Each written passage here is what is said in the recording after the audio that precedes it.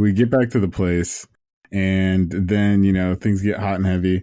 And then, dude, it was the worst thing ever. What was that? I realized it was bigger and hairier than mine, because our podcast is the biggest, hairiest podcast in all the podcasts. And what's up, everybody? It's Off the Top Podcast one more time. What's up, man? Another description to add to the podcast name, I see.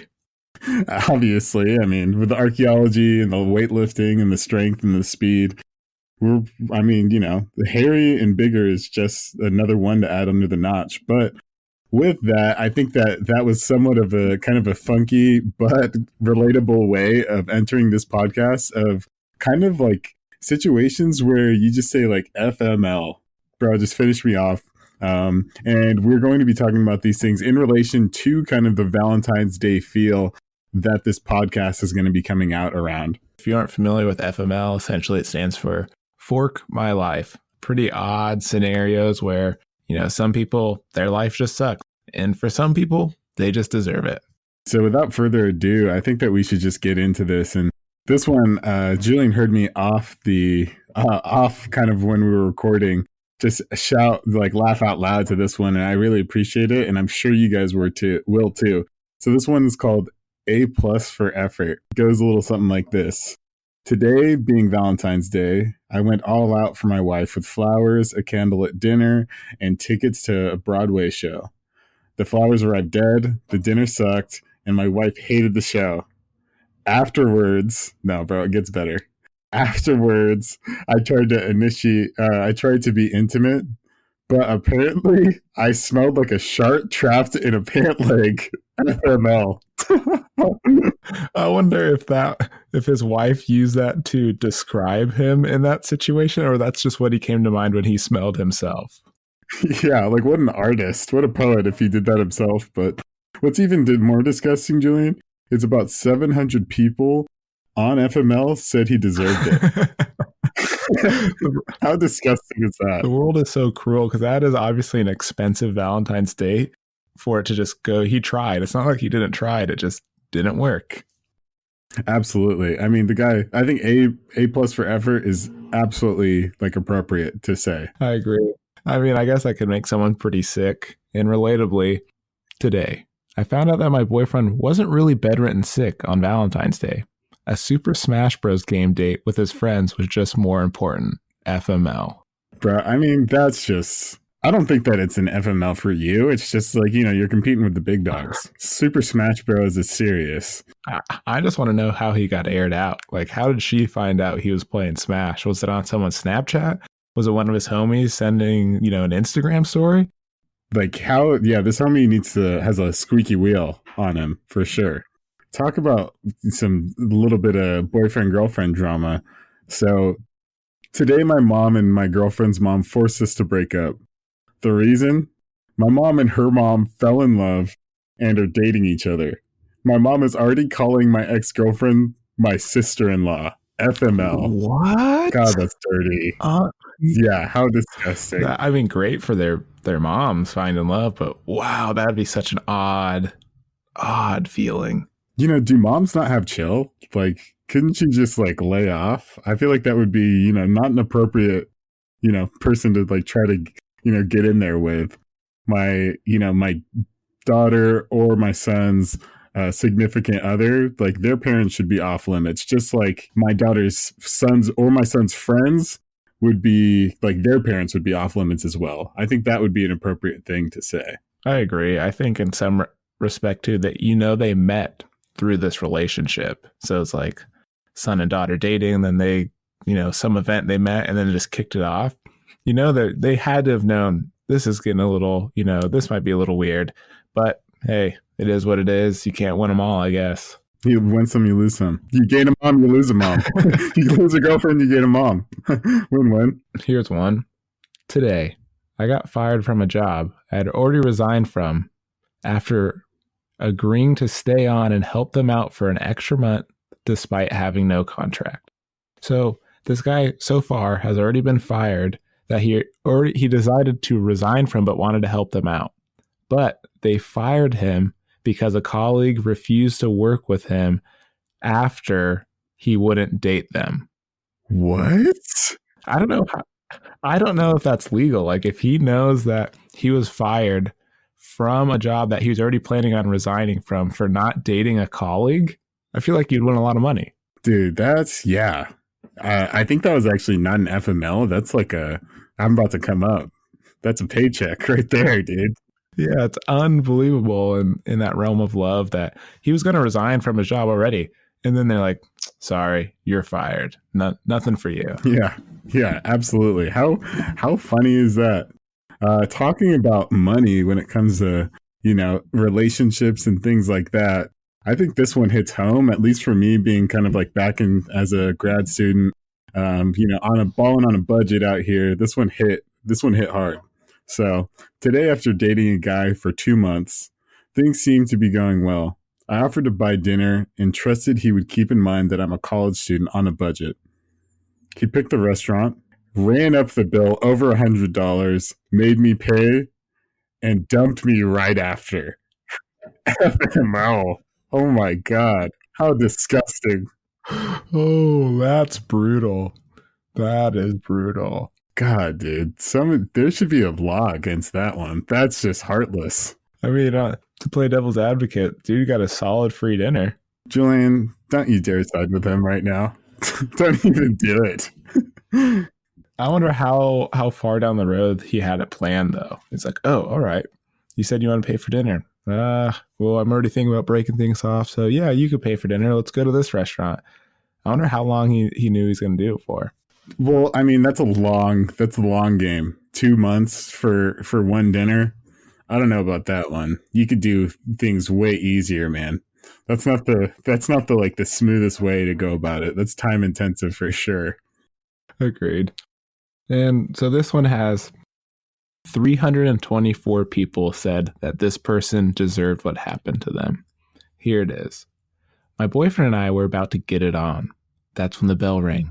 He said, I'll just be back. 5 minutes later, still no sign of him. I wrapped myself in a towel and went to the hall. Turns out his new PS4 had arrived. He said, I forgot you were here. Sorry. And continued to play. FML. That's dirty. I feel like these people, like it's kind of like a soul crushing thing. What's going on in their lives?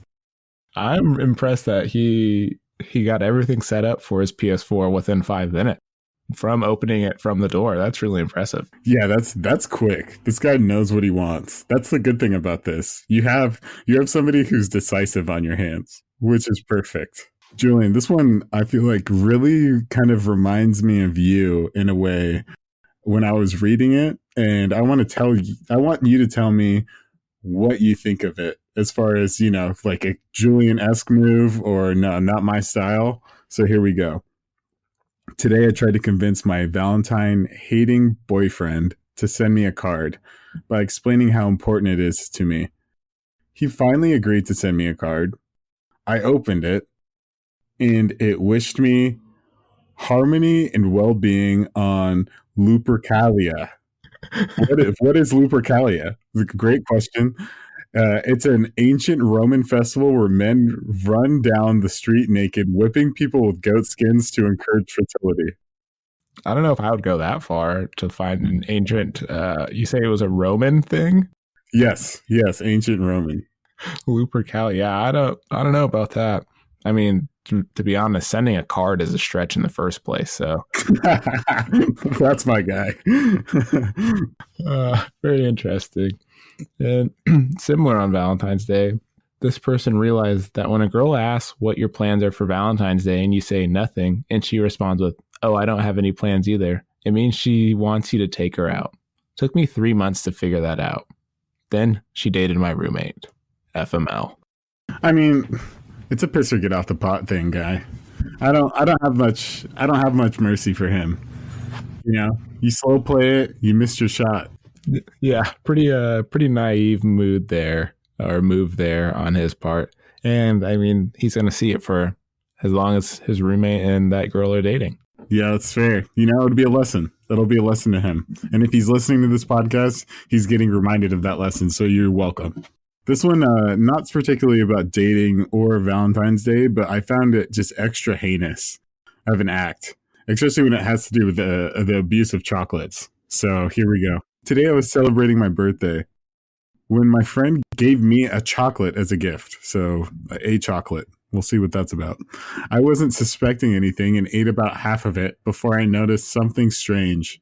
It turned out there was some kind of worms living in it, and the chocolate was about a year after the expiration date.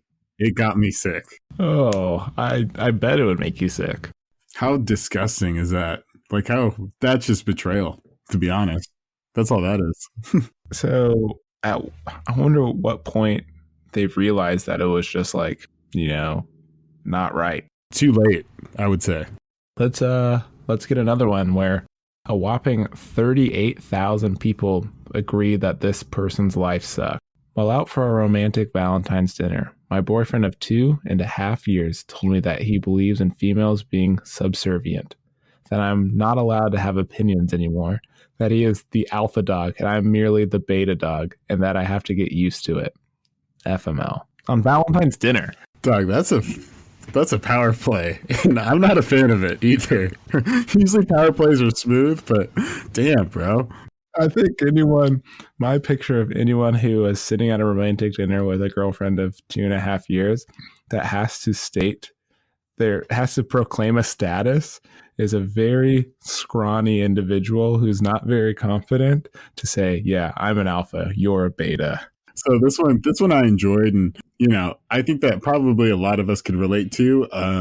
And fairly oddly enough, a lot of people agreed. About 45,000 people agreed that this person's life sucked. So today, I called my grandmother to wish her happy Valentine's Day. First off, that's kind of weird that you wish your grandmother happy Valentine's Day, but maybe that's just their style. She asked me if I had a date lined up. I didn't. And before I could explain why, she responded with, well, maybe all the other gays went on vacation. Oh. Thanks, Grandma. I'm not gay. Yikes. How? Yeah. I mean, I know what the grandma was trying to do there. He was trying to be helpful and say, like, keep your head up, stay, your Prince Charming is going to be coming. But if you're not gay, if you're going to take that leap, just know for sure, look before you leap, people, when it comes to assuming people's sexual orientations. Bold move, Cotton. Bold move. Here's a modern one. This would be awful. Today, I was on the worst blind date ever. So I tried to secretly request an Uber to get out of there. My date then picked up his phone, receiving my request. Turns out he's an Uber driver and he was looking for a reason to get out of the date too. FML. Oh, damn, dude. Who gets mad at who? I guess it's mutual. Yeah, you gotta respect for sure. Just be like, I'm glad that we're thinking the same thing, but I kind of don't want you to know where I live. Yeah, that's what I would. That is valid. I wonder if at the end, then we're in an impasse.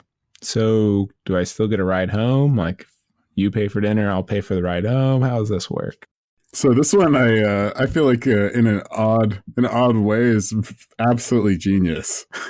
So today, the attractive guy I barely speak to in my statistics class gave me a rose for Valentine's Day because he remembered they were my favorite.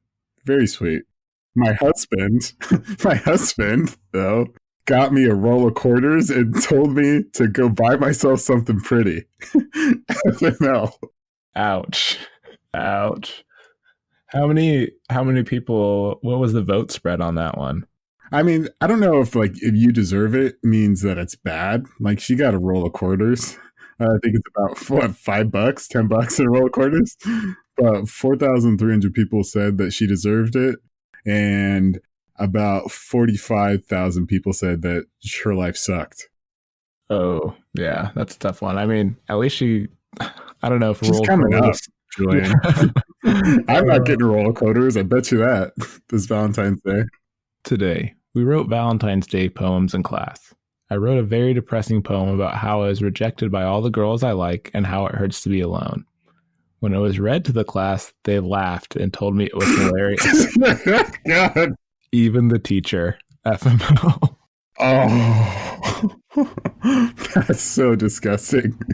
Maybe the way he wrote it was unintentionally comical, you know? I don't know what it looked like. Honestly, yeah, I can kind of see that, and it kind of reminds me of a story myself. Before we like kind of bid farewell to you guys, I was kind of an impressionable kid back in the day, and it doesn't have anything to do with women or anything, but I think my mom at one point was playing a joke and told me that I am part Asian, and Julian, you know what I look like. There's nothing part Asian like in about me. And as a little impressionable kid, I remember getting up in front of the class and telling them that I was Asian, and everyone laughed. And it kind of hurt. It kind of hurt my Asian side, my Asian heritage. It kind of hurt me a little bit. Oh, that's good. That's a clever prank. Yeah, and the scariest part is I don't even know if she knows that I figured it out, or I'm just living my life as an Asian man. Well, there you have it, guys. Thanks for tuning into this Valentine's episode. We hope you got some laughs or maybe felt bad for some people or learned how to be better on Valentine's Day. As you know, you can find us on social at Off the Topcast. You can email us, theoffgetopcast@gmail.com. Any parting words from you, Jordan? I want everybody to have a happy Valentine's Day. And if you want to take this relationship to the next level, go ahead and review and maybe even just subscribe. And we'll see where this goes. Julian's very, very thankful for everybody, and maybe he'll show it. Happy Valentine's Day, guys. Thanks for listening.